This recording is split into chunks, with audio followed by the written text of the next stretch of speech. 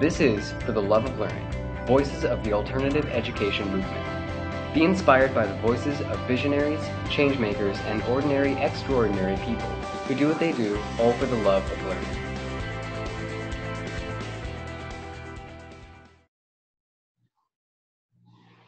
This is For the Love of Learning, Voices of the Alternative Education Movement. I'm Leni Liberty, and this is episode number 13. The theme of tonight's episode is called Educating Indigos. Many believe indigo children are here on our planet now as a new wave of consciousness moves humanity closer to our true potential. Many believe that our true potential is found within our consciousness in both waking and sleeping states. Many believe true indigos travel comfortably between the two worlds and are here to remind us how to do so.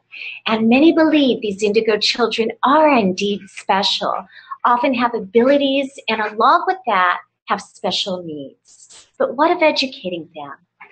Tonight's show is going to be a fascinating conversation between a panel of guests who work with this unique group of children and have special insights on educating indigos. I'm going to give a brief introduction to each of our panelists, and then we'll start the conversation.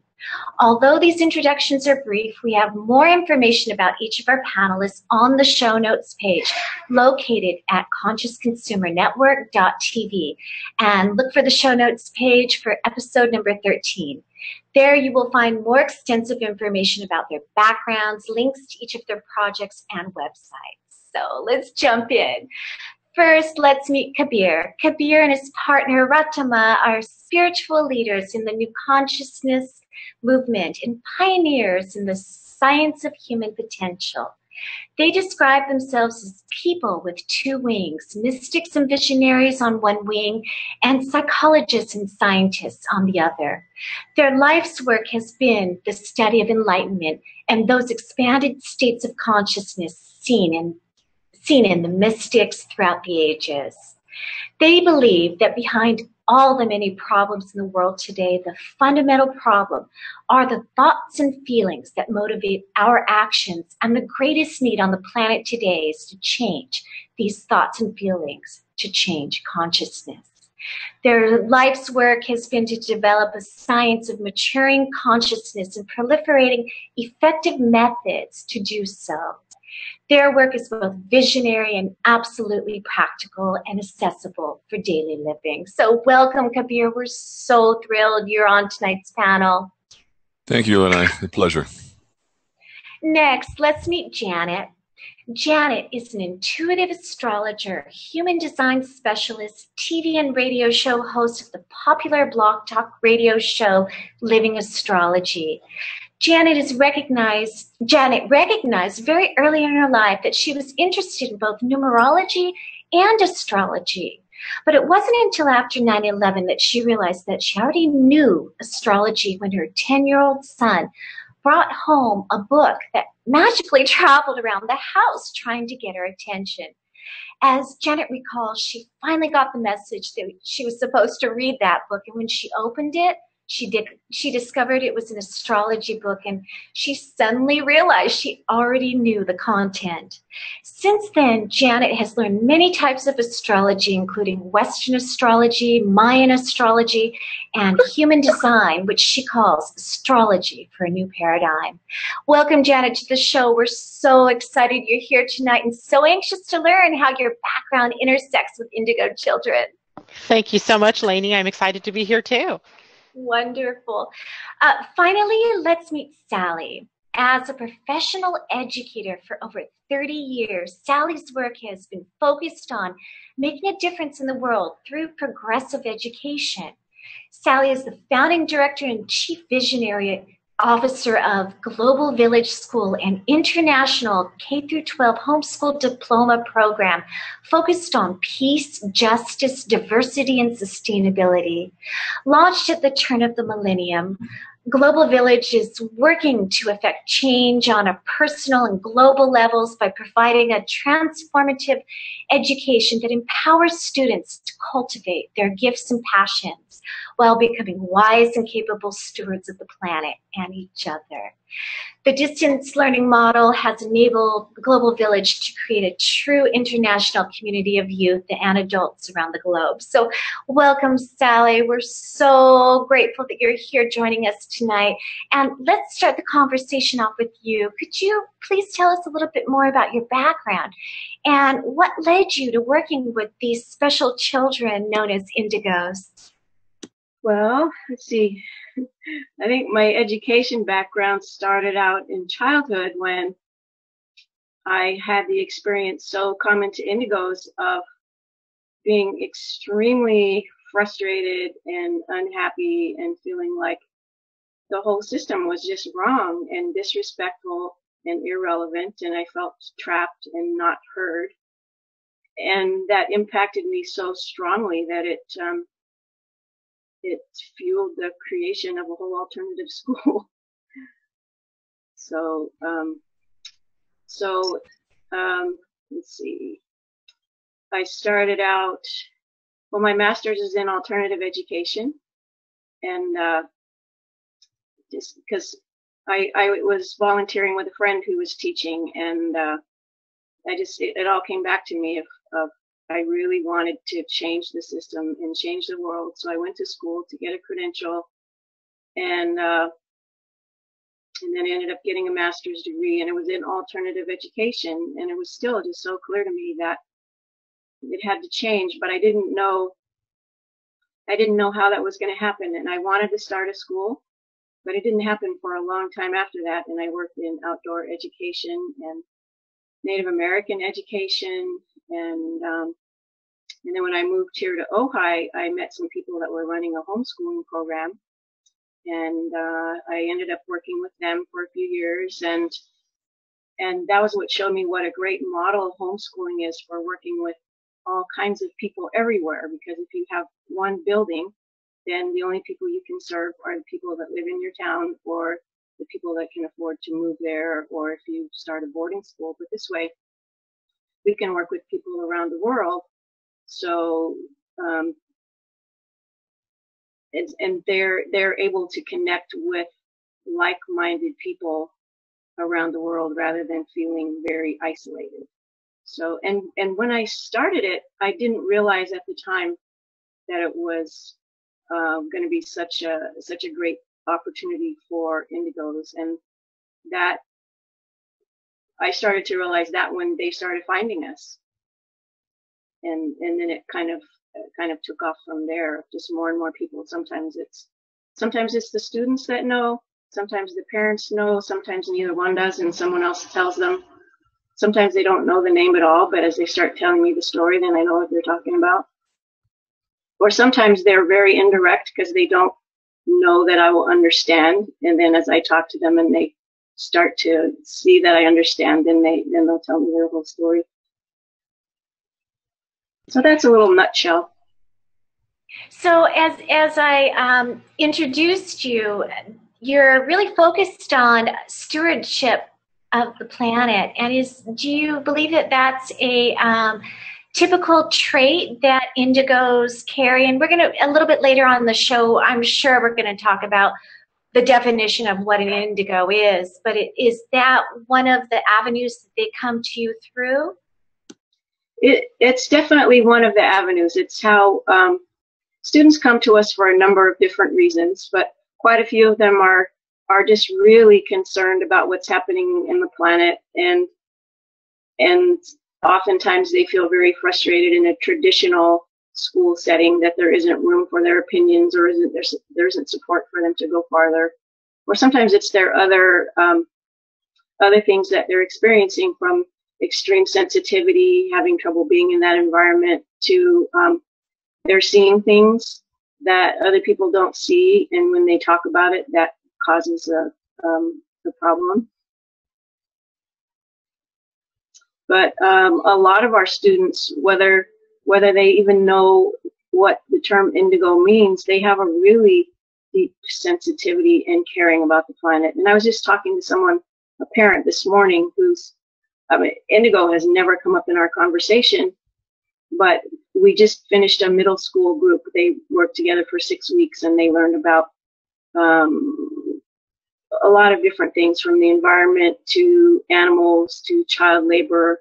And she was telling me some things about her kids that she hadn't said before, just the extreme sensitivity they have and how painful it is for them to hear about certain things, and how being able to be in this group and learn about people that are making a difference was really helpful in healing. And now that her son, it's not so hard for him to hear about the issues now, because he has more hope and he feels like there's something that he can do about it. Thank you. Thank you so much for the introduction and giving us an idea of your background and where you're coming from. And we'll come back to you a little bit later on, of course, and learn more about the program. And I get the sense that what you said, the sensitivity issues is going to be a theme that's going to run through this panel in terms of people's connection with indigos. And that being said, why don't we jump over to Janet next? And Janet, why don't you share with us a little bit about your background and how your world intersected with this special group of children? Sure thing. Well, first of all, I had 4 children of my own.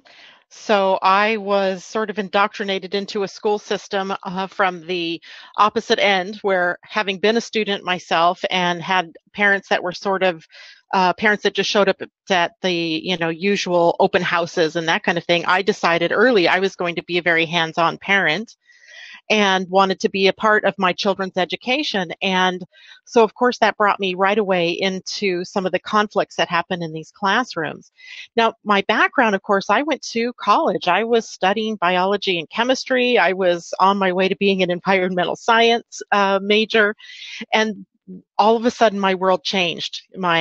Everything changed the day that my son brought me this book. And it wasn't long after that, of course, I started looking for answers that were beyond what I could describe based on a book traveling around my house, which was so incredible that, to my scientific mind at the time, I could not wrap my head around why this was happening to me.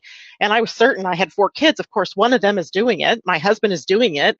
The dog is making it fall off the bookshelf. I mean, the day that it was laid on my bed and opened up, though, that was the day I went, okay, I give in, something else is going on here, and I really started searching.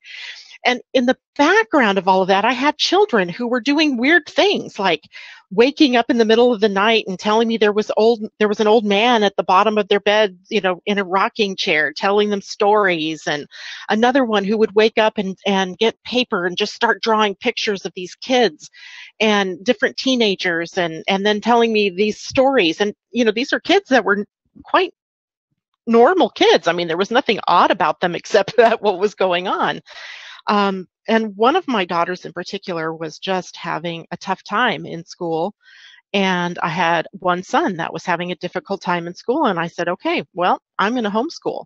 I just decided that I could do a better job at home than watching them become labeled in a school system that, if they didn't understand them, decided they were ADD or ADHD, or was asking me to go have them tested for God knows what. And I finally just said, they're coming home. So I brought 2 of them home and started homeschooling, and homeschooled 3, and ended up 3 of them. Only one of my daughters actually went through K through 12 and graduated with her graduating class. The other 3 went to school part-time, and I found a homeschool program where we lived, homeschooled them, and they went through an alternative high school for their graduation. So it was an interesting path, and all the while in the background, I am unfolding my own spiritual life and finding out more and more about myself, and terms like indigo and crystal children and all these things were coming up at the time. I was looking at Doreen Virtue's work, and I was looking at, other people who had done, studies on indigos. And I really believed that my children were indigos, even though part of me really resists that label because I don't like labels in the first place. I didn't want them labeled ADD or ADHD. I certainly didn't want them labeled something else that seemed, also full of meaning that I didn't want to just have them, stuck with. And anyway, so it was an interesting trail. And then as I learned more about human design astrology, which is my real passion at this point in time, I realized that what I ended up here with is a tool that really describes what's going on in the evolution of consciousness and describes perfectly what is going on with these children. And of course, I have grandchildren now too. So I was at the advantage of being able to look at their charts as each one of them were born. What am I doing? I'm getting their charts and I'm looking at them from a more holistic place, I think, than, you know, what we had been taught when certainly I was having my own kids. And so my adventures have been more around bringing sort of the metaphysical and the more scientific together, and human design does that beautifully. I mean, it marries the both of them and allows us to see the whole human being and the whole child, if you will. And it works equally for adults, for children, for babies. But what I really see happening, at least from my perspective, is that a lot of parents ask me, or grandparents probably more than parents, ask me to do the charts for their kids or their grandkids because they want to know how to work with them on their terms, you know, not to try to fit them into the mold of an old world or an old paradigm. So it's really watching this unfold as time goes on that has been kind of joyful, exciting, unbelievable in terms of how the world is opening up to accept that there's something bigger going on in the background, and human design just happens to be able to help me tune into what's going on for the individuals. Wonderful. And I look forward, we're going to get into human design in just a little bit because I want you to really share what that means and what that looks like. But I can already tell from the introductions and from speaking with Sally and you already, and I'm looking forward to going to Kabir next, each one of you is presenting a set of tools or strategies or possibilities, ways to actually interact with these children. So I'm really looking forward into learning more about that. So thank you, Janet. Let's jump on over to Kabir, and I can't wait to hear what you've got to say about this, about your background and what led you into this work and where your paths intersect with the children. Well, thank you, Lanai. I think I should be clear to the audience right from the beginning that my book is called Indigo Adults. So I actually work with adults, not with children. That said, all indigo adults were once children, as I was once a child.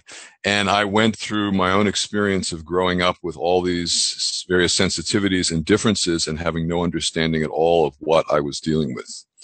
And it was only at a certain point in my own growth process that I became aware of why I am different, what makes me different, what makes us different. And that kind of launched a whole, let's say, understanding of, in a sense, what I see as an emerging new capacity in human consciousness. So I want to just start maybe with just a brief story from my childhood.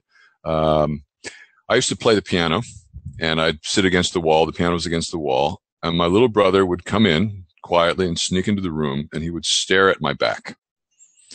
And he knew that that would drive me crazy because I could feel it. And after a few minutes, I'd yell, "Mom, he's looking at me."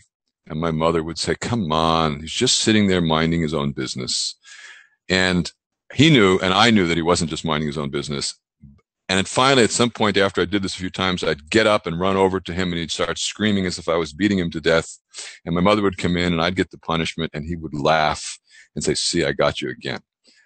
But it made me aware that I was sensitive to vibes and energies of all sorts, from people, from animals, from machines, from places. And that was not easy. In fact, I would say that was more of a hell earlier on than anything, because I was feeling everything and I didn't have any understanding about what I was feeling and what I was dealing with. At a certain point in my growth, I suddenly opened up to energy. And it actually was kind of in one moment, there was like something that happened in my consciousness, and I began to perceive the energy world. I began to perceive the aura, the chakras, the energies that flow between people that are around us. And at that point, I realized there is so much going on that is affecting us, that we are being affected by a zillion and one energies, from vast cosmic energies to the thoughts and feelings of people. And each one of us is having to deal with this ocean of energies, and we're not aware of it. And so what we teach in our school, we run a school called the Essence Training Academy. We fundamentally teach people how to perceive energy, to understand energy, and then how to use energy for their own spiritual development and also for just living in a practical way. We teach it to kids, we teach it to adults, we teach it to, business people, we teach it to basically anybody that feels they're ready for that kind of work. And it's one of the things that I see that's opening in what we call indigos is certain capacities in the upper third eye, which is the capacity to perceive energy. That these kids, or many of us who are now adults, are super sensitive to the energy world. They feel it, they see it, and they're affected by it. And once they begin to understand it, then they can be consciously using it instead of being a victim of it.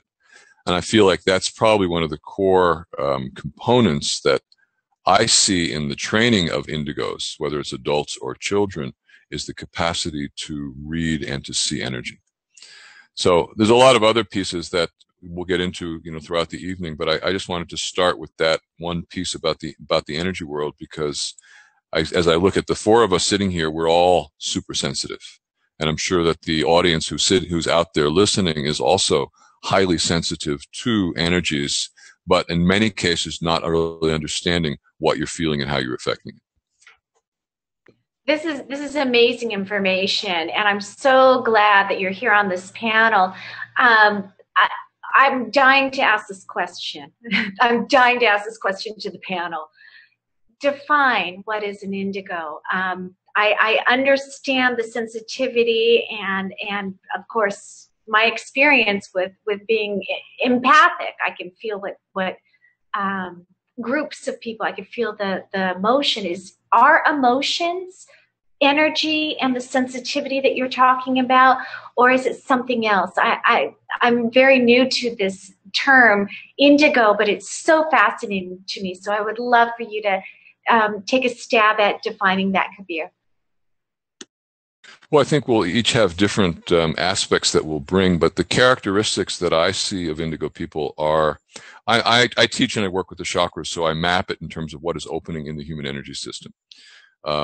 More than anything, the upper third eye is opening, which is the capacity to perceive the energy world, number one. It's the capacity for introspection, number two, that people can actually look inside and feel and understand their own inner life. And I realize that not everybody can do that. Like I would ask somebody, I'd see somebody's foot start suddenly shaking tense, and I say, what are you feeling right now? And they'd say, nothing. And I realized they weren't blocking me or denying me. They actually weren't aware of what was going on. So I would say indigo people have a tremendous capacity to reflect inside and to see their own inner life, as well as to see the inner life of other people. And because of that, I call it the truth sense, that they have an ability to feel what is somebody really speaking the truth, or is there masked, or is there layers, or is it a downright kind of deception? They can really feel the deep inner life of themselves and other people. And I think the last thing I would say is that every indigo that I know is fundamentally a freedom freak. In the sense that each one of us feels the integrity of what does it mean to be oneself, and does not want to compromise oneself for any reason whatsoever. And in that sense, indigos need to be treated with a profound respect and dignity. They don't want to be spoken down to. They don't want to be controlled. They want to be manipulated. They need to be spoken to as a very intelligent being who needs information, who needs clarity, and from there can then make an empowered decision.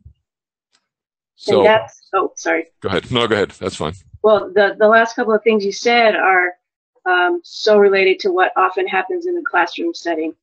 Of if you have a student who is more perceptive about what's going on, of maybe someone's motivation for having them do something, they can tell. And if it's busy work and there isn't really any point to it, they can tell.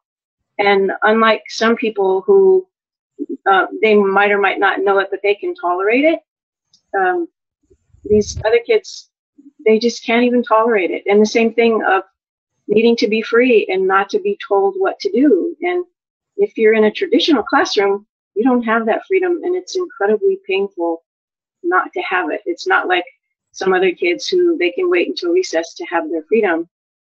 But if you're someone like an indigo, then You have to have it now. It's not, and you can't be talked out of it, and you can't be disciplined out of it. It's something innate, just burning inside.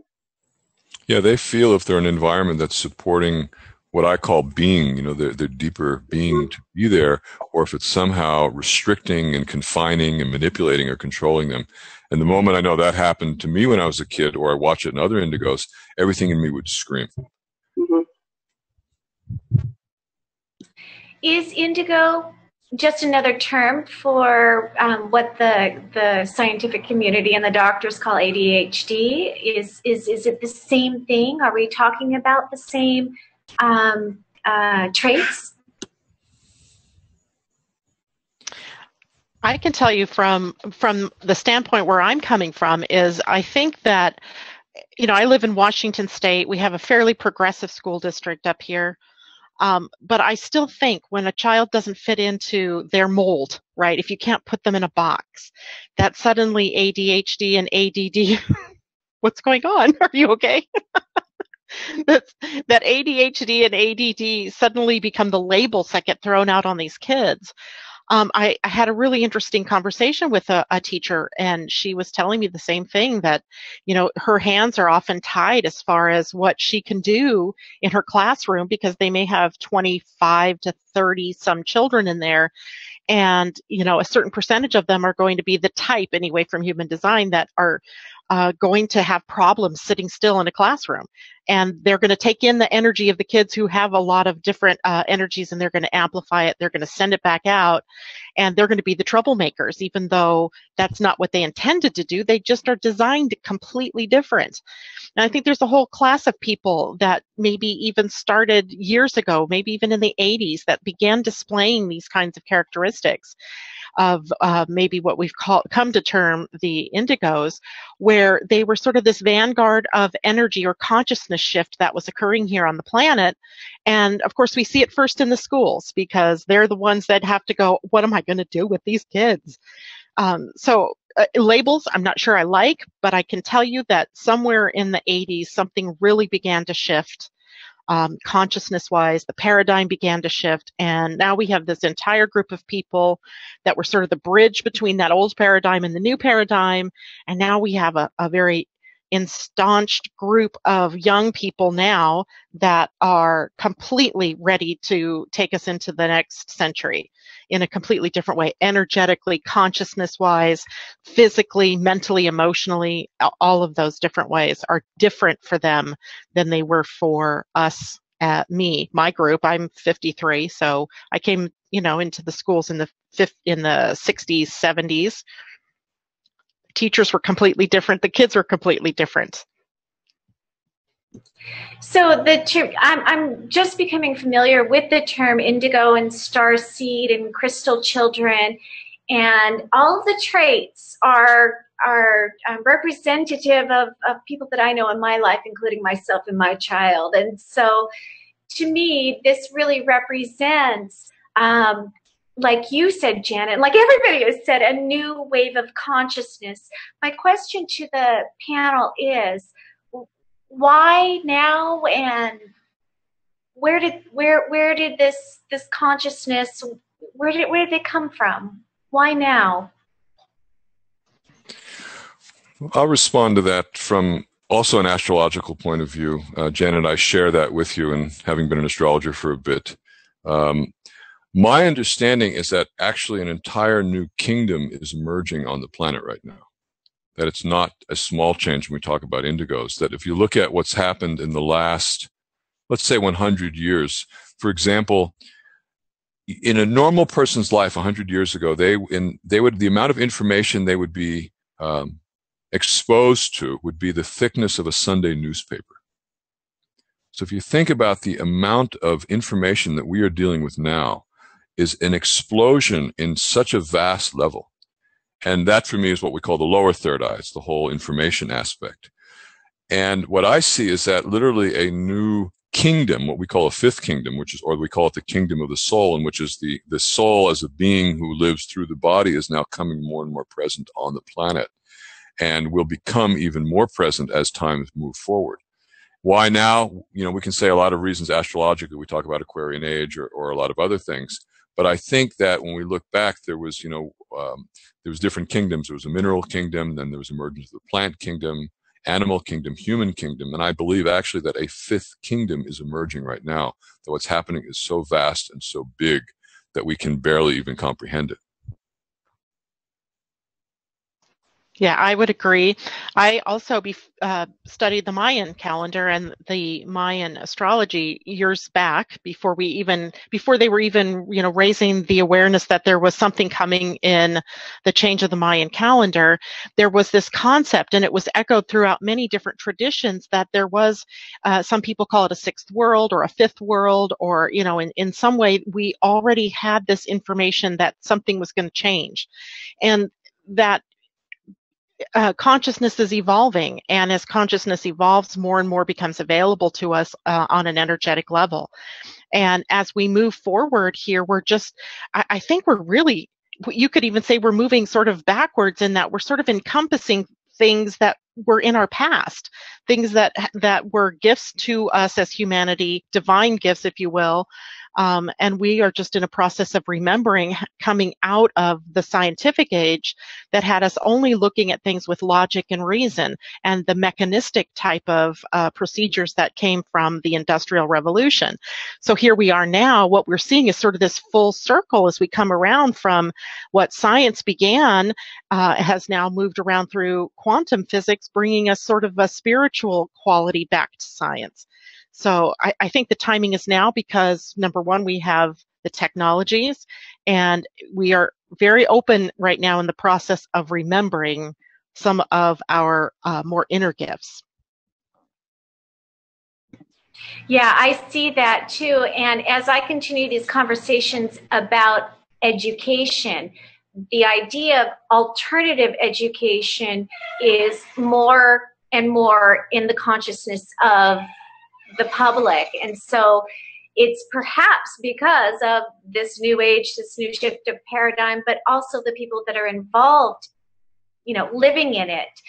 I want to shift gears just a little bit. We're talking about educating indigo children, and I'm really fascinated with Kabir's a background dealing with educating adults.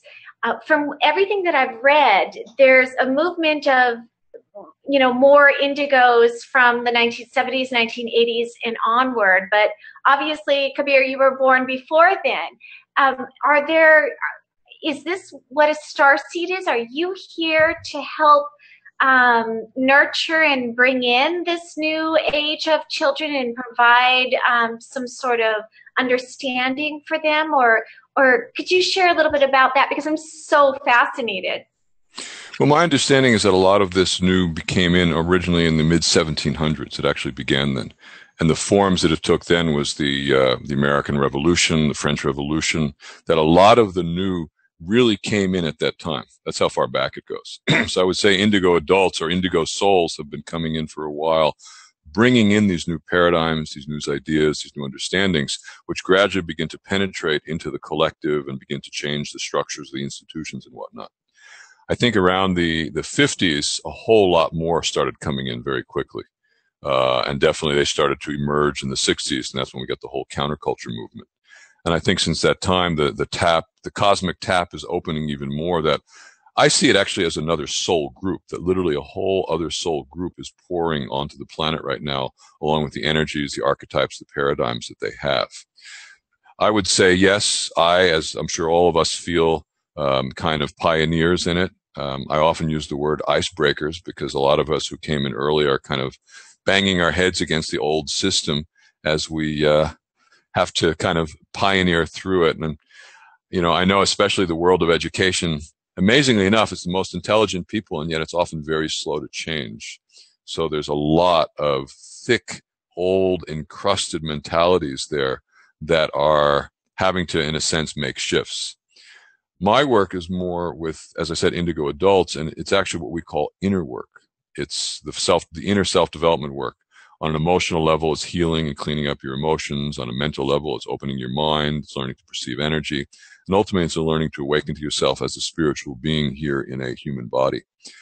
And I do see that indigos, whether they're children or adults, all of us need a lot of inner work. That it's not just that, the indigo souls come in, the indigo kids are there, and they're pure and they're beautiful and everything's happily ever after. But there's a lot of inner development that they need to work on in themselves to really learn to handle and master those indigo energies. Because in a sense, it's kind of like putting high octane fuel in a race car. It's we have a lot of energies, but we have to learn to handle them. So it's not an easy process to be an indigo. It's a wonderful process, but it's not always easy. Wow. Yeah. Okay. I'm getting a clearer picture now. Thank you for that. I want to jump over to Sally. Sally, could you share with me how you know that you're dealing with an indigo when they're coming through your program, and what special sensitivities that you need to offer to them, and any of those details that you could share with us? Well, there are times when one of them will tell me. Sometimes it's the student, sometimes it's a parent. There are times when I will just start to get a feeling, and then the more they talk, the stronger the feeling I get, and then I will say a little something that will draw them out a little bit more. And then if they know the term, we end up talking about it, and then sometimes they tell me they've been reading all about it, and we're afraid that we wouldn't understand. Sometimes it never comes up at all. And for us as a school, I guess it's helpful and important to be aware of the terminology. And, but for us, whether someone says that they are or not doesn't matter, because what we'll do is, we personalize it as much as possible. So they may or may not ever know that they were an indigo, and their teacher may or may not ever know. But what they get is the opportunity to have a very personalized education, and they have freedom and flexibility, and they can be very creative and spend time outdoors and learn about the core subjects in a way that's relevant to them and very self-directed. And so the ones that have this really deep concern about the planet, they do amazing projects. And so it's like safe space. It's a safe container for them to do that. But whether anyone knows whether they're indigo or not, that's not such a big issue in itself. Are there special needs with children that are thought to be indigo that are outside of children that are not? And because I know you're doing a homeschooling, and also I assume your program it's online as well. You may not, one child may not have connection with another child in physical space, but are there special considerations that you need to make as children of different sensitivities come together? Well, they are, with the homeschooling model, as you know, they're doing most of it at home. So some of them choose to be with other kids. Actually, the vast majority of them are with other kids in some form, and they're also with adults and interacting with all kinds of different people. Some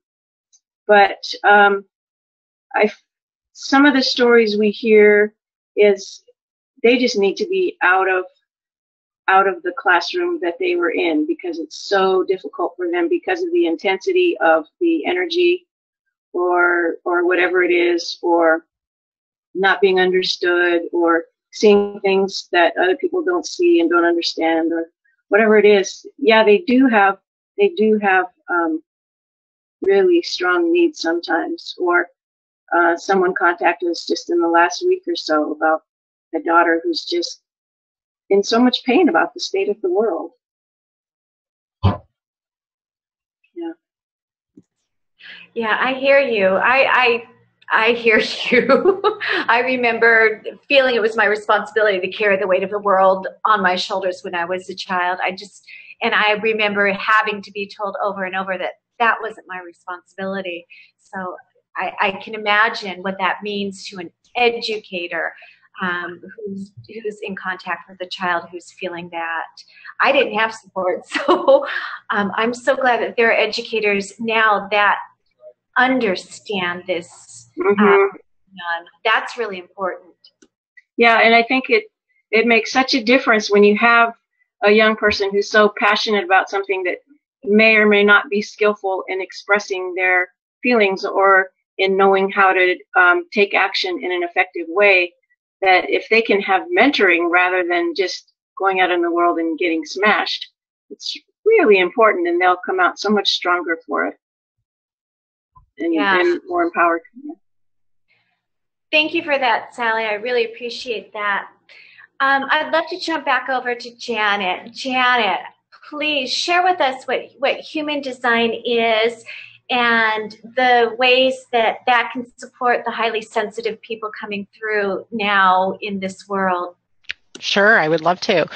Human design is astrologically based. It is sort of the blend or the synthesis of about 6 different esoteric traditions, including the Chinese I Ching, the Jewish Kabbalah or Tree of Life, the Hindu chakra system.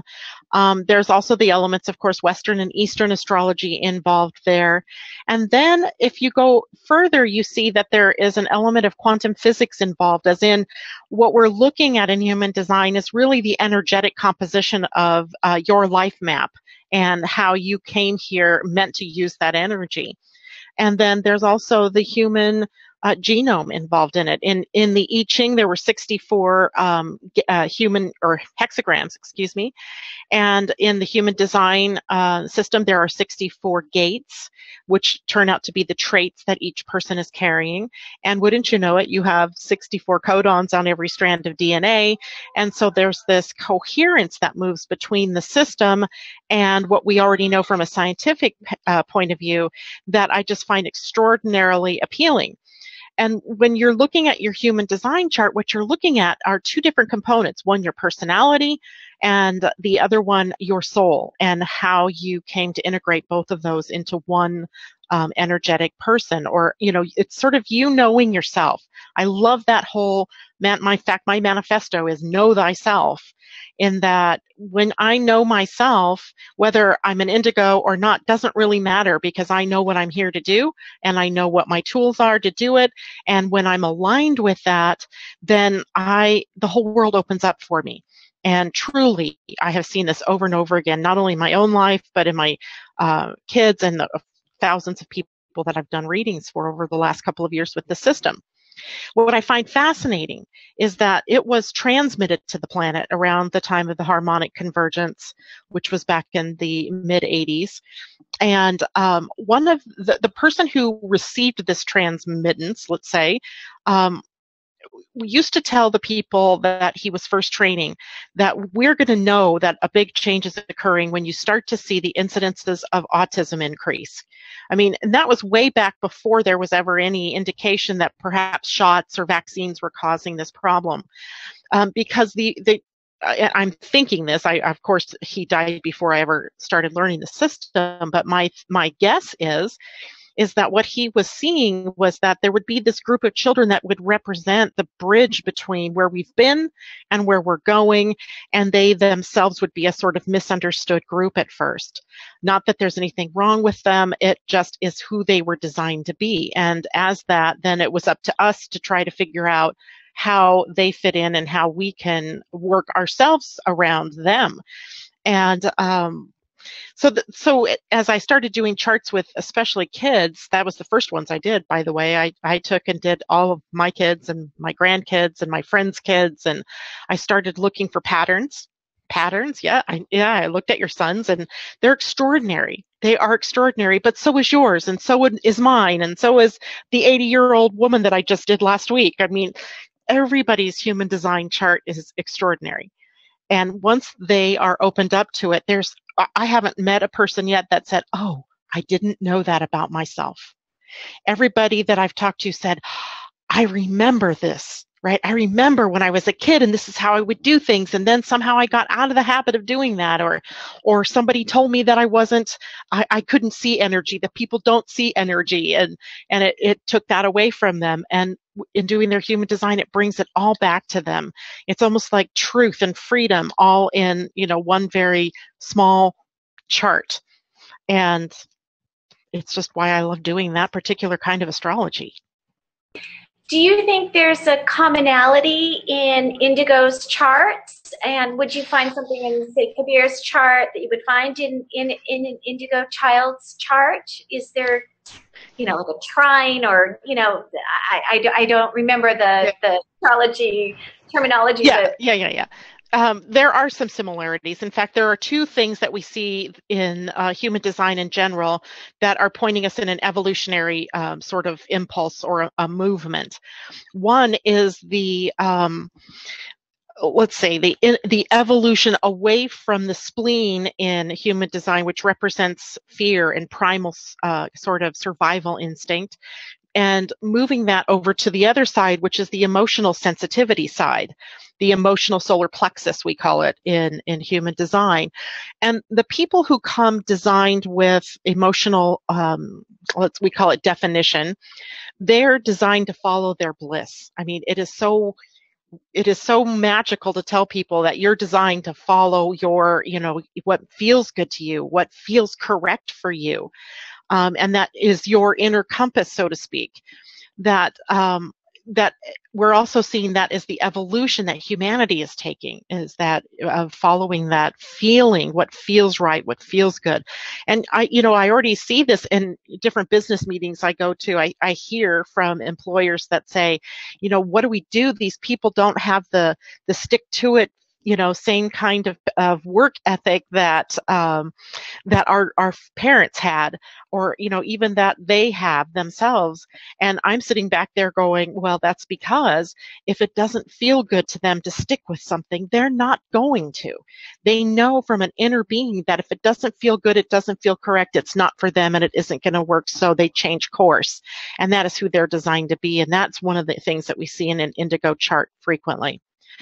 The other big evolution that is happening is there's a gate, the gate 55, which is the gate of spirit, which is really about our current greed model on the planet disintegrating as these children start to mature. And there's a lot of people already, adults on the planet, with this energy where we see that doesn't work. That it doesn't work, the greed model, the slave sort of paradigm. And so these people are here with that new energy, with the ability to access abundance in a way that others haven't been able to. I mean, well, let me rephrase that. We all have the ability, but they're displaying the characteristics. They're going to show us the way how to access some of these gifts that have laid dormant inside of us. And so they're a very important part of the evolution on this planet right now. And they come with, the environmental sensitivity, and they come with sort of a wisdom that I remember one of my granddaughters, when she was born, I held that baby and I just saw like ages of wisdom in her little face. And I didn't even understand why I was seeing that. And then you try to tell a parent what you see in this grandchild that, it was unbelievably remarkable. And I think that a lot of that is about the energy these new kids are carrying. And maybe it is, as Kabir thinks, that, maybe it's the adult indigos that came here early who can hold the space and be able to teach these children what to do with what they have, and to accept them and love them and, open the way for them. Yeah, thank you. Yeah. As everybody keeps speaking, it's occurring to me that we're talking about individuals coming through, we're talking about consciousness, but we're also talking about their part in collective consciousness as it relates to humanity. And this is not a me movement, this is a we movement. And to me, this is remarkable to be either experience or witness or be a part of. I want to jump back over to Kabir and ask you, what are your thoughts about consciousness as a we movement and the indigo? It's interesting you say that, Lenny. First of all, I see everything in terms of an evolution of consciousness. Mm-hmm. So we are all evolving in our consciousness, and that humanity takes these various steps and stages in the unfoldment of capacities of consciousness. And one of the things I see is that, in a sense, humanity has been called the global brain. And that if you think of ourselves as neurons within the brain of the earth, we are, in a sense, cells within the entity of the earth, that the earth itself is taking this step in its consciousness. Mm-hmm. And that for example, the internet and all the communications medias that have emerged in the last years are all part of the neural network that is coming into place to allow the global brain to begin to think and to function as this vast wholeness. So I think that's one of the key things that indigo souls feel, is the awareness of the big picture. It's not about me, it's about us. And Einstein said it very beautifully in a quote where he said, "The field is the sole governing agency of the particle." Meaning that to understand the individual, the field, I'll say it again, the field is the sole governing agency of the particle. And in a sense, to understand yourself, you can only understand yourself within the context of the vast environment in which we live. You can only understand yourself in terms of the earth, in terms of the wholeness of it. And I think indigo souls have that wider, much more, let's say, global sense. And it's a shift. It's a shift from the third chakra, the solar plexus, which is all about me, to the heart chakra, which is about we, as you said it very well a moment ago. And I feel like indigo souls are making that shift. I feel like many, many human beings are making that shift. I would say us men in particular are probably highly challenged in making that shift. And I will speak to the men out there by saying, we have a lot of work to do to move from our ego to our hearts, from our power and from our self-importance to love and to kind of a deeper merging. I will also say that I see that most women are a step ahead of us men, to be honest. I think women are much more already heart-centered and much more aware of others and much more altruistic, and that as men we need to learn that. So we're all learning that through the women that we live with, even though it's not an easy task for us to learn, but we are slowly getting it. But I do feel that the beauty for the indigo souls is that, in a sense, I can only be happy if the world around me is happy. I can only find my joy if we are all in joy. And that it's not possible just for me to be here and happy if you're miserable or if your life is not working. So in a sense, the deep indigo urge to contribute and to make the world better, I think, is probably one of the core defining factors for indigo souls. Beautiful. Thank you so much for that. And with that, we have already completed just about our first hour, and we're going to go ahead and take a break now and watch a quick video. It's about 8 minutes long, and we'll be back with you to continue this conversation after the break.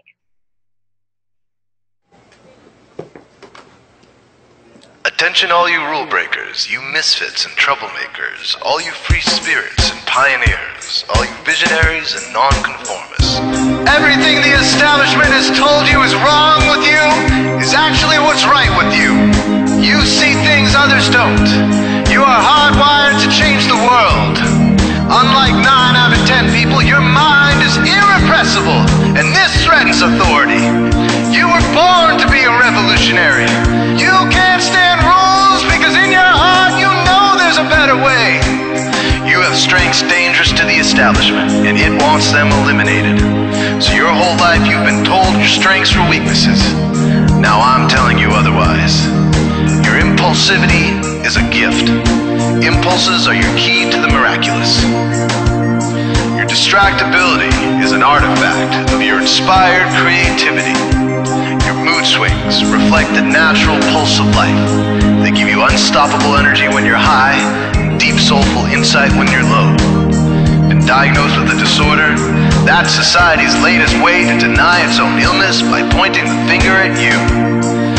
Your addictive personality is just a symptom of your vast, underused capacity for heroic creative expression and spiritual connection.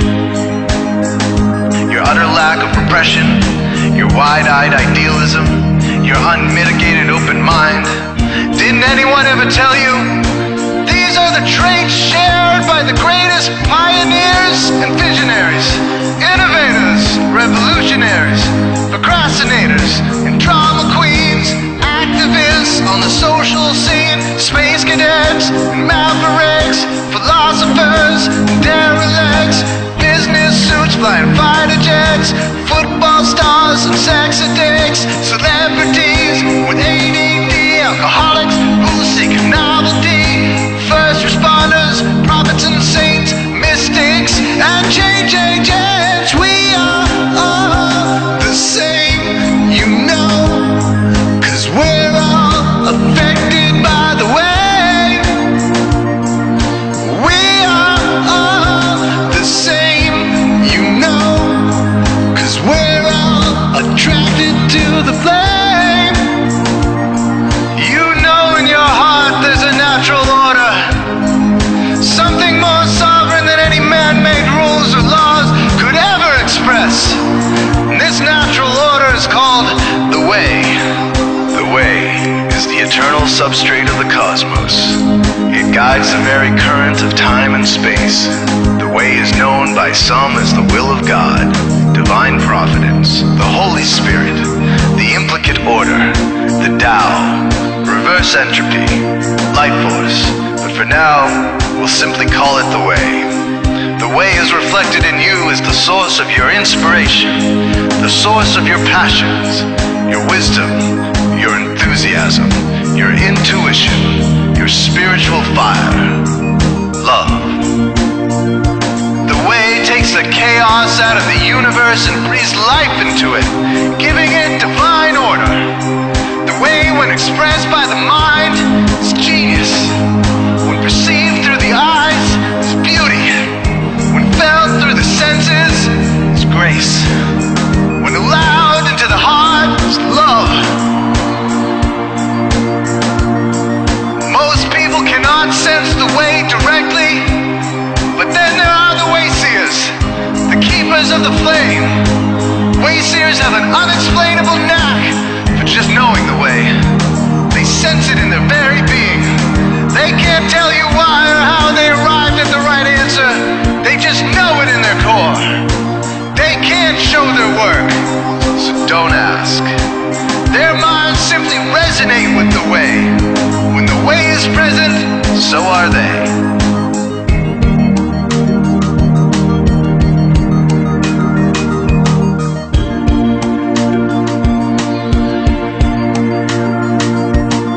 Are blind to it, and society begs you to ignore it. The way stirs you inside. Neurological repression blocks most people's awareness of the way. Censoring all thoughts and impulses from the unconscious is their prefrontal cortex, the Gestapo of the brain. Nothing which violates its socialized programming even gets through. But your mind is different.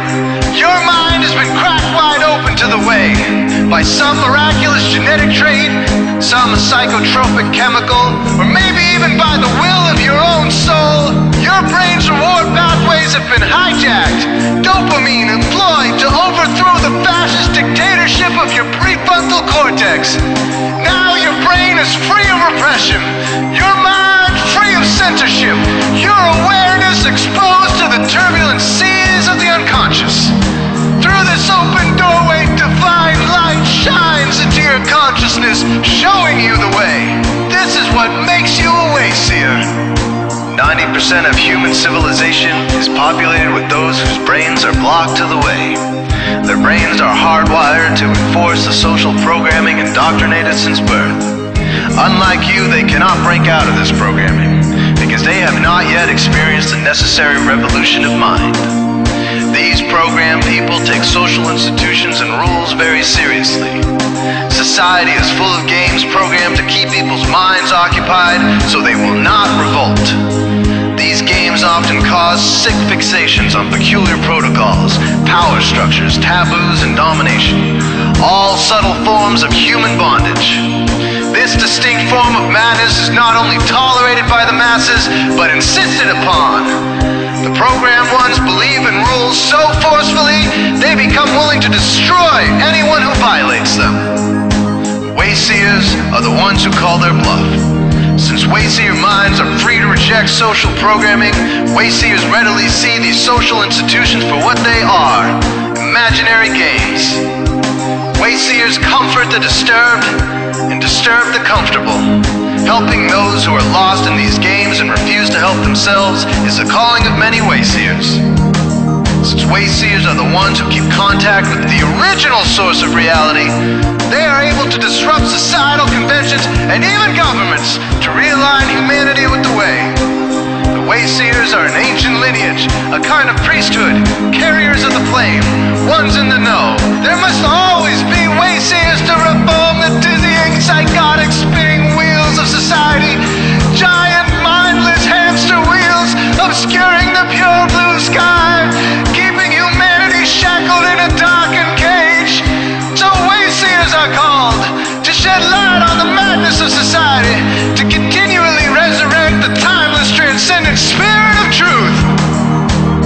Wayseers reveal this divine truth by devoting themselves to the birth of some creative or disruptive act, expressed through art or philosophy, innovations that shake up industry, revolutions for democracy, coups that topple hypocrisy, movements of solidarity, changes that leave a legacy, rebellions against policy, spirit-infused technology, moments of clarity, things that challenge barbarity, watersheds of sincerity, momentous drives for charity.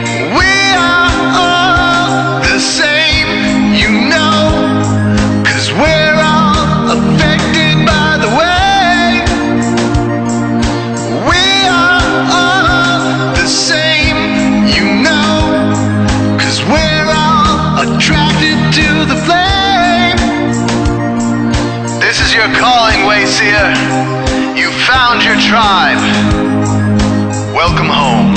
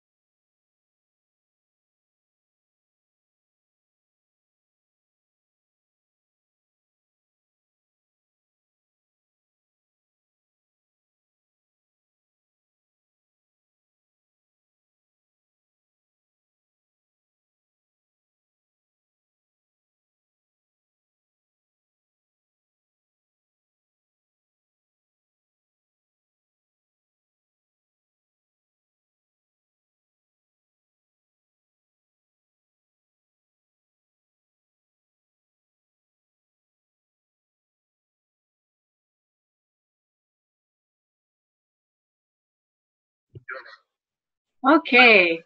Well, Wow. oh, there she is. We were just going to wing it without you. Thank you. I'm so sorry. We are in Ecuador right now, and our internet is not always so stable. But I do hope that everybody enjoyed that, the Wayseer video. To me, it's a really powerful video, and it encapsulates what we're talking about here. We're talking about the movement through consciousness, and we're talking about the individual and the collective, but the individual's process of seeing things in such a way that is meaningful. And I think really that is the foundation of indigo, the indigo process. I want to jump back over to Sally. And Sally, could you address maybe the misdiagnosis between ADHD and ADD and all these silly letters, and bring it back into what we're talking about here, which is the indigos that are here that are highly sensitive people that are here for a specific purpose. Can you talk about that a little bit? Well, we get a lot of students in our school that have been told that they are ADD and ADHD, and some of them are being medicated. And I don't want to disrespect the label, because I know that there are some people that it has a great meaning for, and it's it's almost like indigo is when somebody tells you what you are, you go, oh my God, that explains so much. So some people have that experience. But what happens in a lot of cases is you have a child who's just naturally excited about learning and engaged and in their body, and bodies need to move. And it's so unnatural to have to sit still for any length of time, but especially for an hour or 2 hours or 5 hours a day by the time you get to high school. It goes absolutely against what comes natural to so many of us. And when you're in when you have so many kids in a classroom, the tendency is often that rather than looking at there's a problem with the structure of the school or the classroom, the student gets blamed. And then they're said that they have a learning disability when really we have an education disability in so many cases. And what we see with so many kids who have been given those labels is that if they are taught in a flexible way that meets their needs and their learning style and their disposition, they are totally engaged. And a lot of times when I'm talking to someone for the first time and they'll tell me their child is ADHD, and I'll say, well, what do they like to do? And they say, oh, he's so into Legos, I can't tear him away from them. He does them for hours at a time. So right away, is that ADHD, or are they just selective in what they focus on, which as adults, we get to make that choice. But so many kids don't get to make that choice. And there's two women that wrote a book called, I think it's Discover Your Child's Learning Style. And in it, they talk about the definition of ADHD or ADD as being the inability to focus on boring and repetitive tasks. So I'm so glad you brought this up. I really, really am. I'm lucky enough to be involved in the unschooling world, which is interest-driven learning. And so for me, we get to experience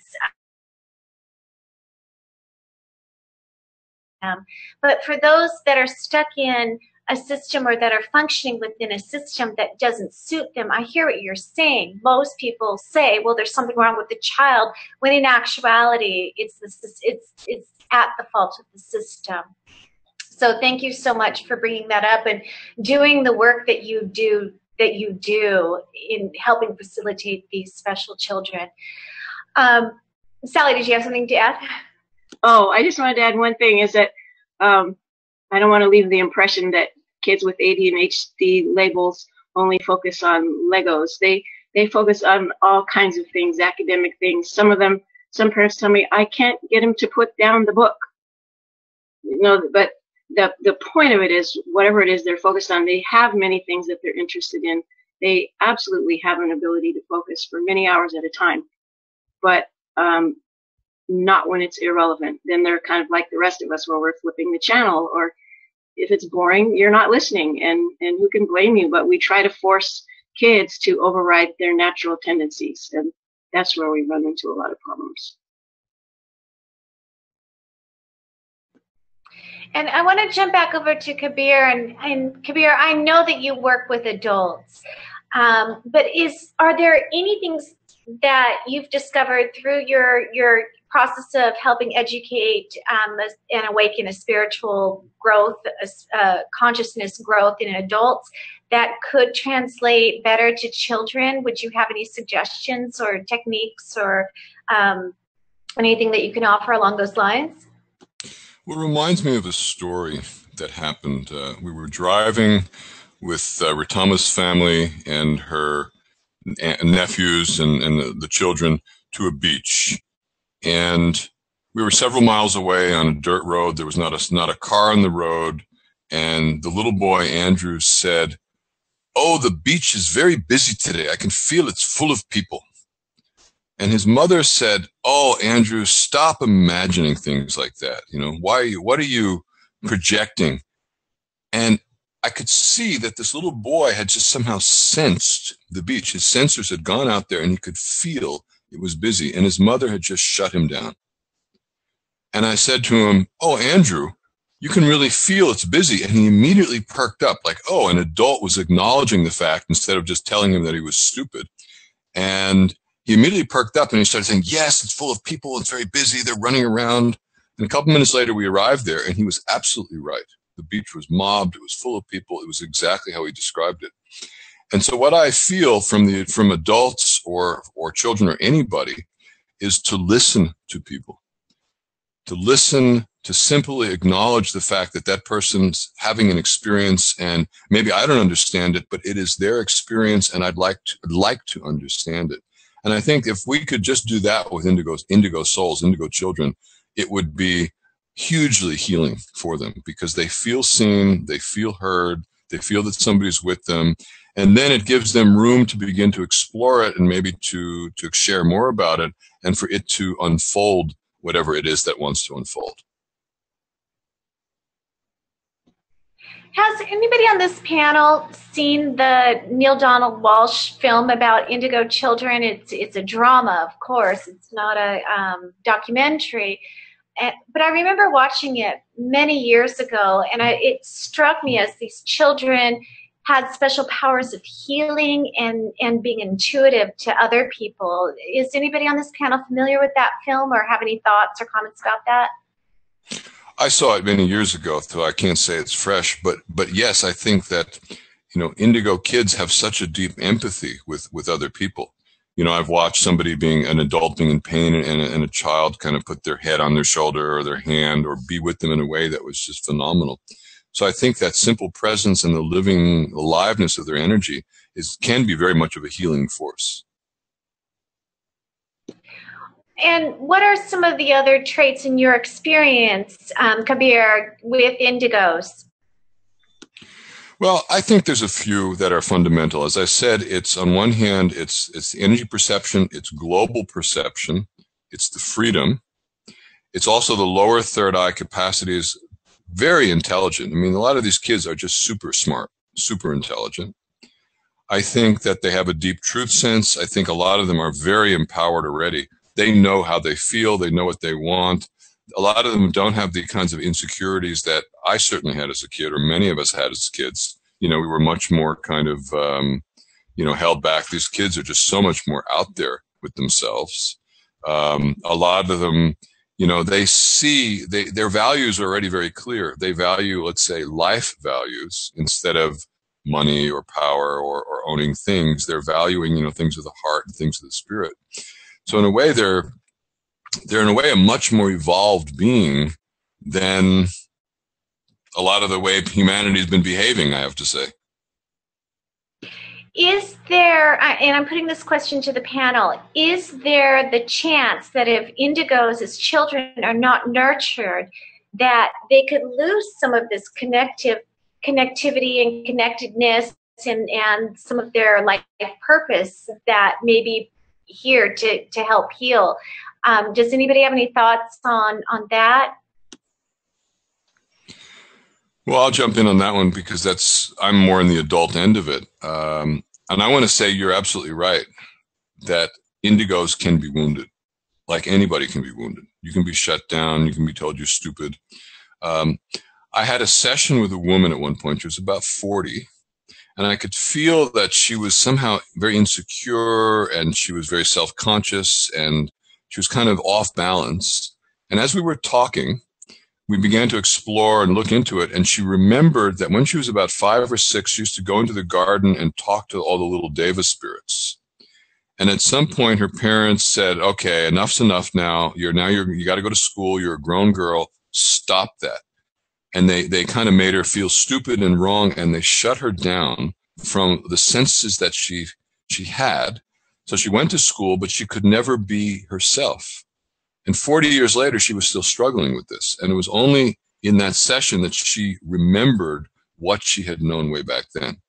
So I definitely want to say that indigos, as pretty much all of us, have been many ways wounded or shaped or limited, and that we have to then kind of work through that stuff so that we can come back to the deep sense of knowing and truth that is in us.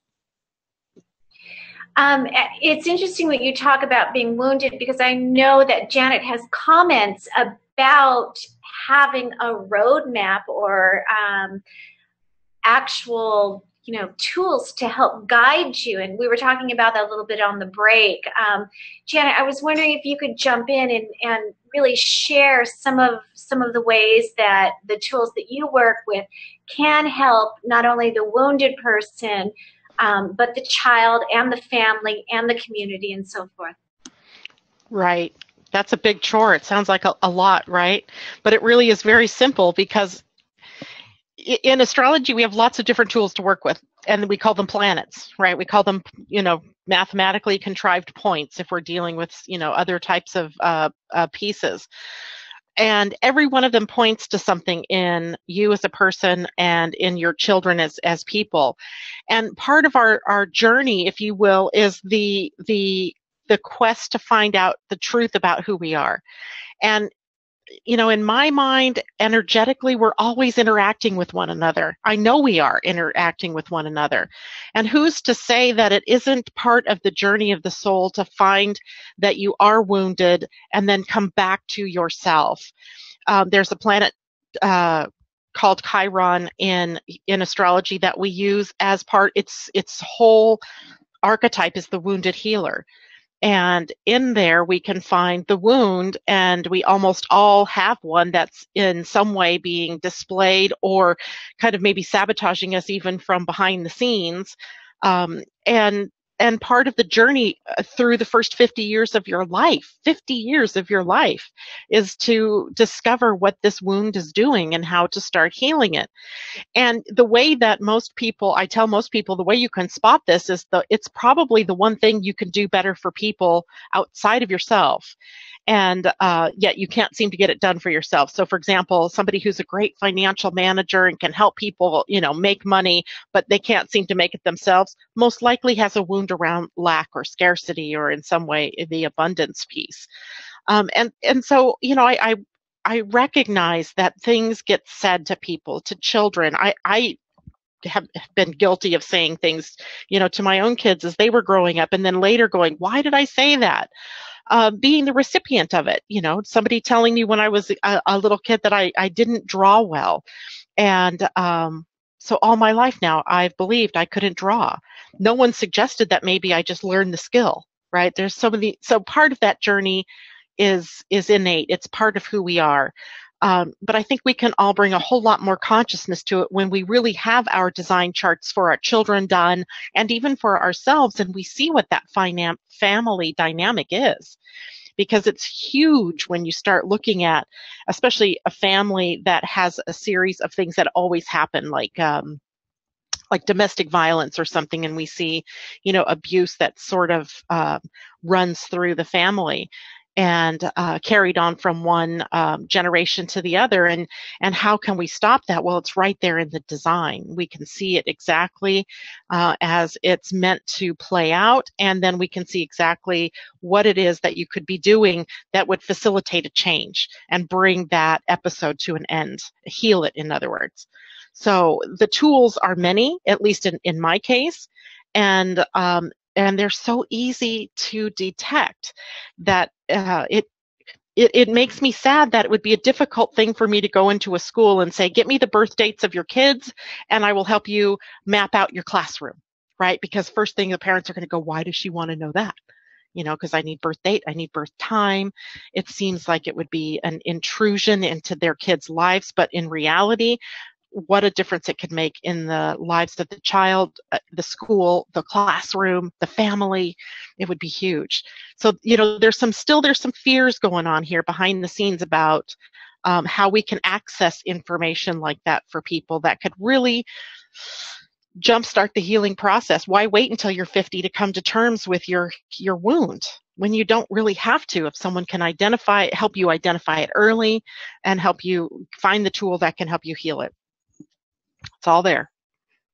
Just one little quick comment. I think there are a lot of alternative schools that might welcome that.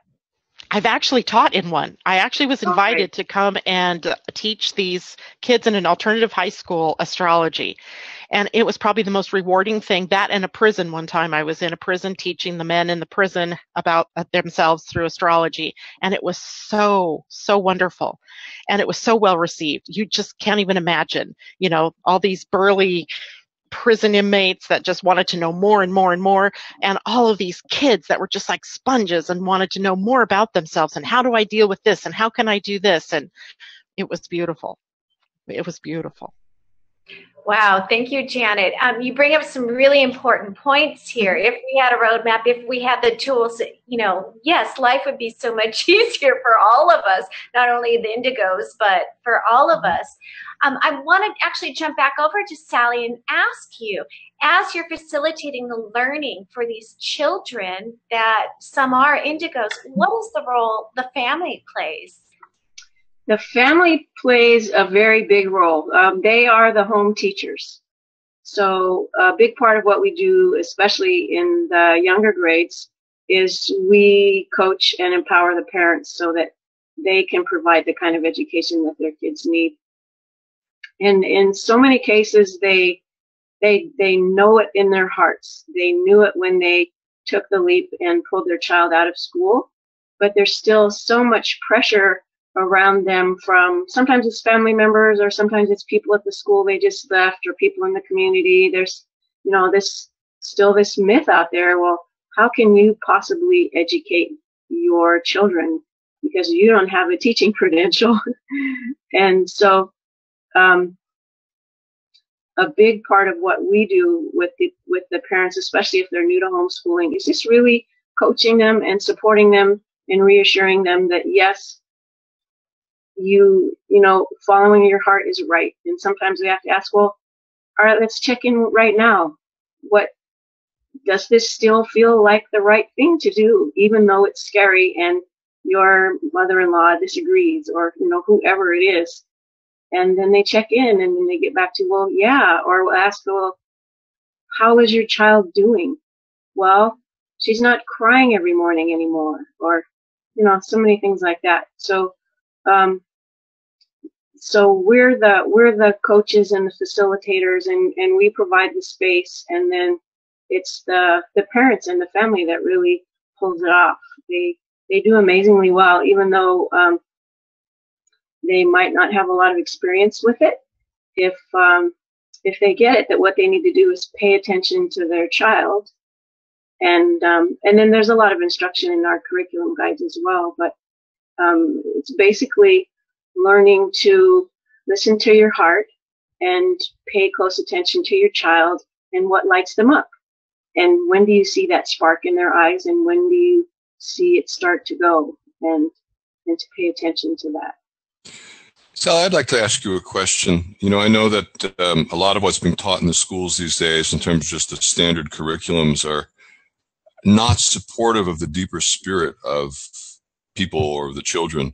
How much are your school able to bring in new types of curriculums, new ways of teaching, new modalities, versus kind of bringing in a lot of the same old stuff? Mm-hmm.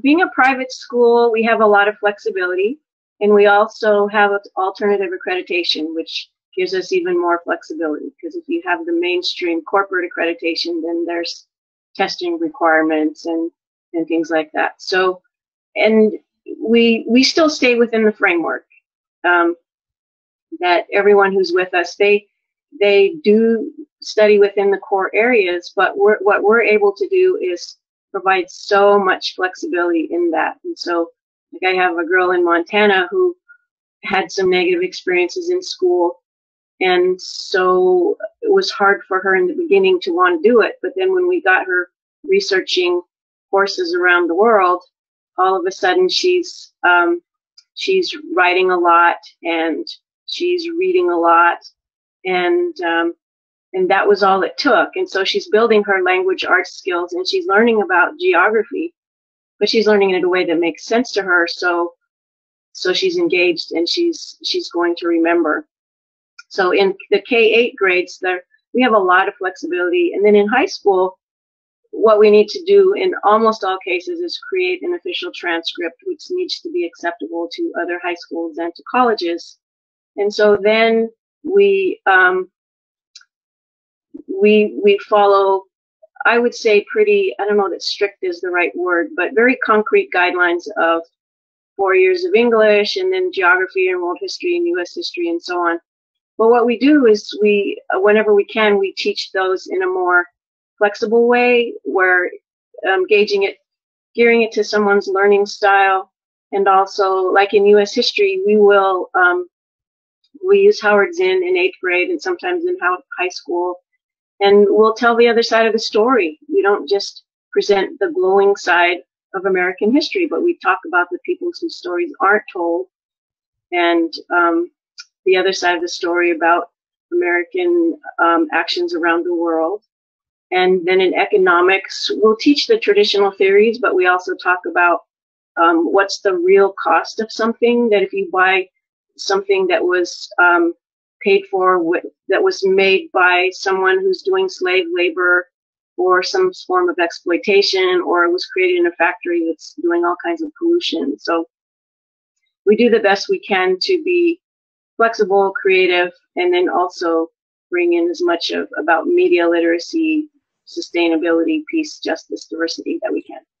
So if you could wave a magic wand and just completely change the education system, at least what you're doing, and that it would work for the kids and they'd somehow be able to have good lives, would you radically do it, or do you feel like what you're doing now is pretty much good enough? I want every child to have the opportunity to learn this way. There are some kids that they do well in a very structured environment, and they do very well with worksheets. And with us, if they want to do a lot of worksheets, then they can. But I want every child to have the opportunity to have an education that really honors them for who they are and pays attention to who they are, and to what their needs are. And I want it to be available for everyone. So no, I don't think it's okay the way it is, because there's so many kids around the world and in this country that they don't have the opportunity, especially if they don't have enough money to enroll in a private school. And I want this to be mainstream. And yeah, that's my vision for the next, I don't know how many years it takes, but yeah, I want it to be different for everyone. Wonderful questions. Thank you both. I'm loving this conversation. I want to ask you, Kabir, in terms of feeling and emotion-based learning, what are your thoughts on that? And especially as an indigo yourself, how is that nurtured outside of a system? We know that those sorts of things aren't nurtured within the system, and there's so many people doing amazing work to make individual education accessible. But outside of the system, how does one nurture that? I mean, my feeling is that each one of us has so many different emotions and feelings moving inside all the time. And that we're not comfortable with a lot of it. I use a metaphor, we say the bandwidth, that we're allowed certain amount of feelings, but things beyond that we're not allowed, we're not comfortable with. And so what I try to encourage people to do is to experience their experience. If I'm angry, I'm okay with anger. If they're sad, I'm okay with sadness. If they're joyful, I'm okay with joy. But so many of those emotions are not normally allowed. For example, anger. Anger is a big one. But my sense is that anger is one of the most empowering emotions that there is, that nature created anger to mobilize our energy to be able to break through something that was blocking us. So nature gave us anger as a healthy response to handle a difficulty. So if a person is angry in life, that means there's a difficulty. They need to look at what the difficulty is. They need to access that anger. They need to be able to allow it to express and have a good catharsis, but in a healthy way. So my basic feeling would be to widen the bandwidth of acceptable emotions for people. And the moment they do that, it's quite incredible what happens. You start going on a much more intense life movement that, you have higher highs, you have lower lows, but they move quickly and they resolve and they move to the next level, they move to the next level. So that's the main probably thing I would do in terms of supporting emotion, is just to give people permission to feel their emotions and to express them in a healthy way. What would have been helpful to you as a child growing up as an indigo to have as support that, perhaps you had it, perhaps you didn't have it, but looking back, what is the most important elements to have in place as a child who's an indigo? Well, I think I kind of touched on it earlier. I grew up in a neighborhood outside of Chicago in which there was, 10,001 houses. And the big difference was whether the front door was on the left or the front door was on the right. And, it was one of those archetypal situations where, everybody kind of at 8 a.m. came out of the house and kissed the wife goodbye and drove off in the car. And I became almost suicidal. I was so disturbed that that's all life is going to give me. That's where my life is going to go, is I'm going to become just like that. And then as an indigo kid, I went into anger. So then I was a teenager and kind of the usual stupid juvenile delinquency kind of anger stuff. But what I realized is that nobody understood me. Nobody actually took the time to listen to me and say, okay, you're angry. I want to hear about your anger. You're upset. You don't like the system. Why are you upset? I want to hear about you, instead of just telling me, no, you're wrong and you got to stop that and you just got to behave yourself, which is what they were doing to me. Instead, I never had somebody say, great, you're angry? Let me hear about it. You probably got something really good to be angry about, really be upset about. I'd like to hear about it. And I found that at 16. And when I found that at 16, it was like, I'd gone to actually kind of a therapist, kind of a growth group at that age. And I connected to the therapist and I started talking with him. He was the first person that ever listened to me and just listened, and he really wanted to hear me. And I tell you, that made such a difference in my life. That simple, authentic presence of a person who was there with their heart, who was there with their intelligence, who was listening, who was supporting, and was not judging, condemning, or making me wrong. So I think if a parent can learn to do just that, that's already a miracle. I mean, there's a lot more that you can learn to do, but I think just that kind of listening presence with the heart and acceptance is a miracle and one of the most healing things that there is. Absolutely powerful. I'm so glad you said that. And I understand the journey of wanting to be heard. That's very familiar to me. Is that common among, I would imagine that's common among most everybody, but it's deeper. It cuts deeper for an indigo, I'm assuming. Could you share or could any of this panel share some more of those traits to help us really facilitate and support indigos? Janet, do you have any thoughts on that? Well, I think it would be the same as Kabir was sharing, and it's about acceptance and non-judgment, and the recognition that we are all designed differently. We all come with different skills, with different abilities, and trying to pigeonhole us into being the way that it's always been or doing things the way that's always been done doesn't serve anybody, at least of all the person that you're trying to smash into this little box.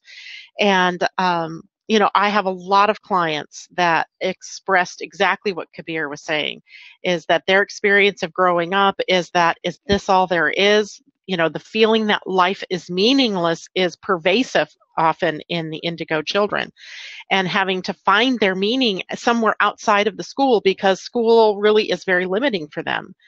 And so I think, as a parent, then what you have to do is pay attention to your child. What are they telling you? Don't just come home from work at night, turn on that television and gel out while your kid is sitting here, this hotbed of emotion or experiences that they want to share with you.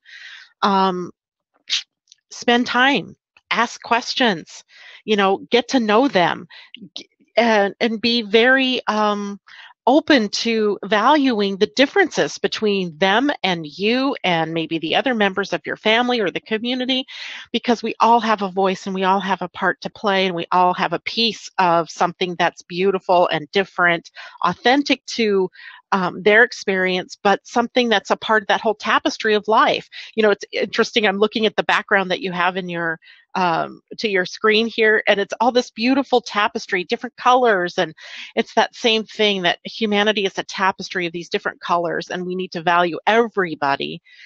And not necessarily treating everybody equally or trying to pigeonhole everybody equally. Be open with your kids, and be open to them. Be willing to listen to them and hear them. You may not agree with them. No one's saying you have to agree with their perspective or what they're saying, but just being that receptive vessel for them to be able to say, hey, this isn't working for me. And, you know, if Kabir could have said to his mom or his dad, you know, every day I see you guys, everybody leaves for work and does this, is that all there is to life? Without being felt like they'd be shamed or, you know, judged in some way, it would make their experience of life a whole lot different. And even if they're saying something that stretches incredulity, do it anyway. Do it for them. Listen to them. Be a part of their life. Be a part of their experience. Amazing advice. And that piece of advice, Janet, runs the gamut for every single community that we're talking about. We're talking about, you know, children and people in all different countries. That's a beautiful, beautiful, beautiful piece of advice. Yeah. Specifically to indigos and their process, I'm sorry, Kabir, I don't want you to think that I keep picking on you, but I'm tapping into you as somebody who's identified as a grown indigo, and I so want to learn from you and from your experiences. I'd like to know from you, what were the personal process from your childhood? You described your childhood, but what about when you moved through that and found peace and found the space and the time and the support to actually start nurturing your special gifts? What did that look like, and how could you share that? And then in hopes that this could help either the parent of an indigo or an indigo who may be going through this. If you can share what your process was, the frustration all the way through into the process of healing. Well, it's a big question you're asking, but I think I could put it in this context that, as I said, I work with the chakras, and for me, the chakras represent phases of evolution. So like the base chakra is connected to the reptile brain. We're talking about parts of ourselves that are millions and millions of years old. And the primary emotions, for example, of the base chakra are fear and aggression. So nobody ever taught me that I have a brain that has those kinds of emotions, that I have needs at the belly of, let's say, my inner child or connection or belonging and the various kinds of insecurities that would come up with that. So nobody ever gave me an education about how I work inside. And so therefore, I was just kind of stumbling around with all these feelings and all these emotions and kind of a great big pressure cooker of stuff. And then, of course, that just started boiling over in all kinds of ways.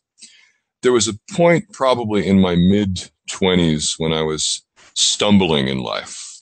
You know, didn't have the money I wanted, didn't have the relationship I wanted, felt insecure with people, didn't speak out. And as I looked into each one of those issues, I realized I didn't have money because I was afraid to go out for the work I wanted. I didn't speak out because I was afraid I'd get rejected. I didn't meet the woman I wanted because I was afraid she might not like me. And I realized that fear was probably the number one factor that was tripping me up in my life. That every single, quote, problem was coming from fears deep inside. And I made a decision at that time to understand and somehow free myself from the limits that fear had on my life. And I then kind of very diligently, I would say, went after and looking at my fears. And what I realized is that some of them were instinctual. A lot of them were programmed in from family, from other people, but that I could let go. In a sense, I could turn the volume down on fear, and I could find in touch with what my own aliveness was, my own feelings, what it meant to really go for myself. So I would say for any indigo adult or for any person, it's like examine your feelings very closely. Look and see what's really authentic, what's really supporting you, and what's not. have the courage to look honestly at yourself, because it's not easy to look honestly at oneself. We like to fool ourselves. We like to repress and to hide and all kinds of stuff. And I think if people can do that kind of honesty with themselves, and then, in a sense, grab the bull by the horn, say, okay, I'm going to feel this difficult feeling right now. I'm going to feel this hurt and really understand this hurt. I'm going to feel this pain and really go deep into the pain so that I can really help it to move and transform, that miracles can happen. So I would basically say emotional honesty, emotional totality, and the willingness to dive into even the darkest corners of oneself and to see what's in there. Yeah, wonderful, wonderful advice. You're talking about emotional intelligence and really educating a family to support a child who's going through that, and also support to step outside of their comfort zone. Yeah. I hear that. This is great advice. Great advice for everybody, regardless of where you fit on the spectrum. So we're going to go ahead and close out the show, but I want to go around to each of our panelists. I can't believe how quickly this flew by. We're going to go around to each of our panelists, and I'd love for you to share. We've got plenty of time to share about your program, to share what your vision is for the program, and then anything else that you'd like to share with our audience. We've got all of your information listed at consciousconsumernetwork.tv on the show notes page, so the links will be there. But I really want to give everybody the ability to talk about their particular passions and their programs and what they're working on now. So why don't we jump over to Janet first?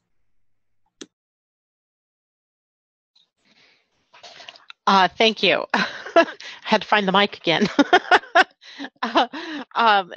When you talk about my passion really is about helping people see their inner beauty and to find their own authority and their authentic self, their truth, whatever that truth may be. Dodging another beetle. And the tools that I have to do that are through astrology and through human design. And in my dream, every parent out there gets their children's human design chart, finds out who they are first, and gets their children's human design charts done. And then they have this tool for being able to guide their children. There are 5 different types in human design as opposed to 12 zodiac signs. And so we can really, and every type, of course, has a specific way in which they interact with the world. And discovering that can help you as a parent to raise your child, to see your own issues that sometimes are being projected outward from you onto your children.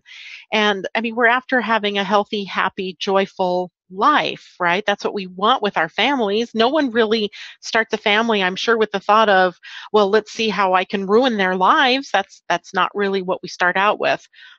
So how do we find out who it is that we brought into this world, and then what do we do to help them become the best that they can be? And so that's my drive, is to get human design out to as many people, and wake up as many parents as I can and say, get your children's charts done, find out who they are, find out who you are. And if anybody out there wants to know what their children are or themselves, I give out free charts. You just go to my website at living-astrology.com and request a free human design chart. It takes me a couple of days to do it because I actually even give you a little reading to go with it. And then you can decide, do you want to have a full reading for your child or not? But I think it's worth it. And there's plenty of information on the types and so forth on the website that you can, do a little research on your own. So it's worth it to me to offer that for free, because I think it raises the consciousness of the entire planet when we start looking at things from a different perspective and seeing the beauty within us all instead of judging us all for being different. And thank you so much for having me on your show, Lainey. It's been magical fun. Oh, Thank you so much for being on our show. Janet, what a beautiful vision. I can imagine a world where all families are equipped with these tools to help facilitate and guide their children. And I could see how the Indigo children coming in would really appreciate this roadmap. Thank you for doing what you do. Thank you so much. Thank you too, Lainey. Next, let's jump back over to Sally. Sally, please share with us more about your global education project. This is a show on education, and I'm so connected to your vision and what you're doing. I think it's very important work. Please share what you would like to share with our audience and share any links as well. And if you have any final thoughts, please share that as well. Okay. And if I forget something that you remember, feel free to ask. So, it's Global Village School, and the website is globalvillageschool.org. And we're an international homeschooling program from grades K through 12. We offer a high school diploma. And the thing that set us apart from other programs is that we're very creative and flexible, and that we have an emphasis on peace, justice, diversity, and sustainability. And in grades K through 8, we have what we call our Whole Child Healthy Planet curriculum guides. And the families that are enrolled with us use those. And then there's a lot of families around the world who don't need to be enrolled with us. Maybe they're doing it independently or part of a charter or something, but they will buy the curriculum guides because they want help following the philosophy that we articulate.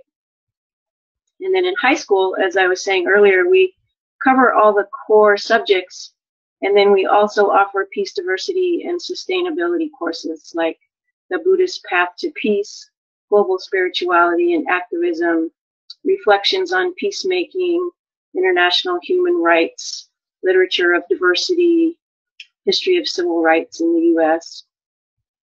And so we're really about, I was going to say we're about two things, but it's really the same thing. And for us, it's creating an environment that is really supportive and respectful, and really working on seeing deeply who the person is and who the student is, and supporting them to be who they are.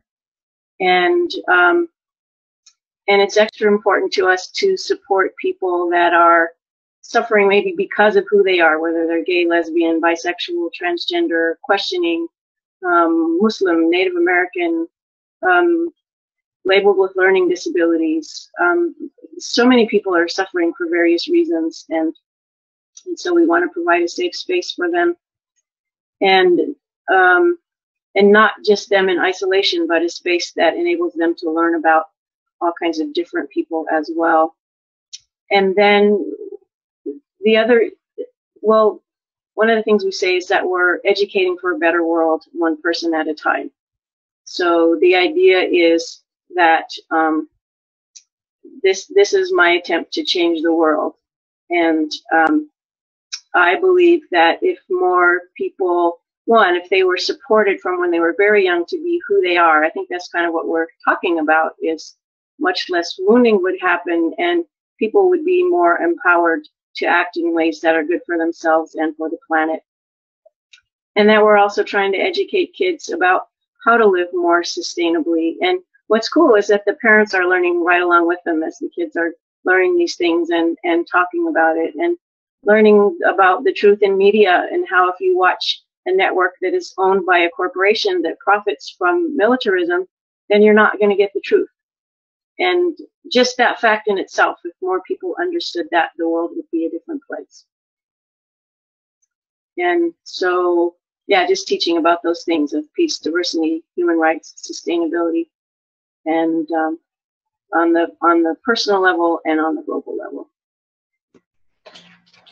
What an incredibly beautiful platform. I'm glad you're out there in the world doing this. And what struck me is when you said that you strive to see people for who they are, it's what we were talking about earlier about being heard. It's, different language, but it's it's really intuitive, and that's really important. It's about the individual, but it's also about the collective, and I love that. Thank you. Good luck to you, Sally. It's been a pleasure, beyond pleasure to meet you, and I'm so thrilled that you were part of this panel tonight. Thank you. It's been great talking with all of you. And let's jump back over to Kabir, and you've got the floor. I would love for you to share with us about the projects that you're working on, your programs, your school, your book, everything. Go ahead, you've got the floor, and take as much time as you need. Thanks, Lenny. I just want to say to Sally, when I listened to what you were teaching, especially in the high school, I felt like if I had had a school like that at that age, what a different person I would have been. You know, that it just sounds so incredible to offer that kind of education to people, you know, whereas what I grew up with was so square and narrow and in a box. So I'm really glad you're doing that. Thank you. Yeah. Our organization is called Essence Training, and it's an inner work academy. And essentially it's a exploration of who you are, looking at energy, looking at the chakras. It's a very intensive program. It's not the easy, gentle kind of inner work stuff. It's quite challenging. I'll make no bones about that. You really have to have the courage to look and want to face yourself. You're challenged to jump, to come out. Meditation is core to our work, and for a lot of people, they love to meditate, but it's hard to meditate. When you sit down to meditate, you begin to recognize how much noise is inside, and it's disturbing. So we teach people to meditate, and we use energy-based type meditations to help people connect up. And the other thing, fundamentally, is that we see each person as an incredible being, that each one of us is a vast soul of wisdom, of consciousness, of potency. And to say yes to that and to begin to see it and to begin to recognize it and then to begin to live it and to bring it out in your life is the task and the challenge. So our work is very much about helping you see that beauty that you are, and then the tools and the methodologies to bring it out, a lot of them which are energy-based. Our one book, which is called Your Energy in Action, Energy Balancing for Daily Living, is very much a tool-based book and very illustrated of energy pictures and showing what's going on in energetics between people and in situations. And you realize, why did that just conversation have this kind of energy instead of that kind of energy? What were the things that were going on? And so we teach people in the book to see it and then to work with it and then to use it. We're just in a moment right now of kind of revamping the website and revamping kind of the way that we bring the work out. So that's kind of a challenge, an exciting challenge at the moment to, in a sense, take a next step in the branding and in the communication of our message. And, you know, so we're looking for artists and people to work with to help illustrate the kind of concepts that we're working with. But my ultimate vision is I really do see what I would call a global enlightened society on the horizon. I really do feel that humanity has the potential to take a step of such immensity, each one of us and ourselves and the planet as a whole, and that what we can create is just phenomenal. So I'm very optimistic. In spite of all the challenges and problems in the world today, I'm incredibly optimistic. I feel like in terms of evolutionary time, it's happening in the blink of an eye, and we're going to do it. We're going to get there. So I just want to just tell each person to, you know, do their own inner work, grab the bull by the horns, make the jump, make the step, go for it, and it's worth it. Wonderful. Thank you so much for sharing. Thank you. And everybody's websites and links, like I said, are on the show notes page. So I encourage our audience to go there. Normally at this time of the show, we wrap it up and I do a promo for the next week. So those of you that watch the show every week, you're expecting a promo for next week. I, with my son, a series of immersive learning communities, and we have one starting tomorrow. We have a bunch of families coming to Ecuador to have this immersive learning experience, and right after that one's over, we have a group of 8 teenagers coming for a similar program, but we're going to have so much fun. And as my audience knows, we deal with unschooled and world-schooled families. So what I've done is I've produced 2 shows that are going to be pre-recorded that are going to air next week and the following week. I'm not sure in this moment what the order is going to be. So check the website consciousconsumernetwork.tv for information about next week's show. There will be a show next week and there will be a show the following week.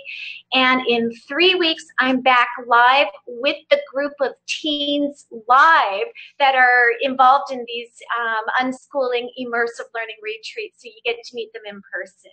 So with that being said, as always, I'd like to thank my producer, Nina. You always do an amazing job finding incredible panels to learn so much from. And thank you, Biggie and Mel, and everybody over at the Conscious Consumer Network.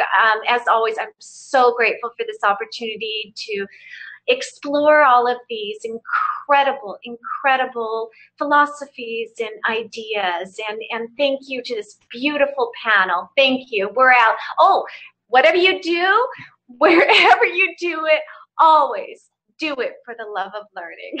So we're out.